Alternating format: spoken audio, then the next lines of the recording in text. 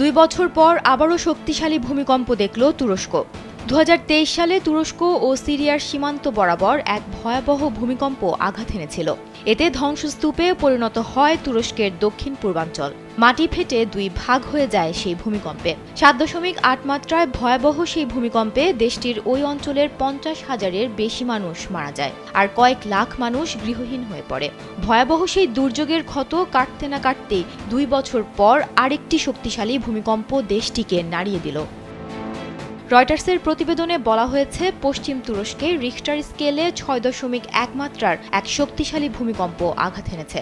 দেশটির দুর্যোগ ও জরুরি ব্যবস্থাপনা কর্তৃপক্ষ আফাদ জানিয়েছে, স্থানীয় সময় রোববার সন্ধ্যা 7:53 ইস্তাম্বুলের কাছে বালিকেশির প্রদেশে এই ভূমিকম্প অনুভূত হয়।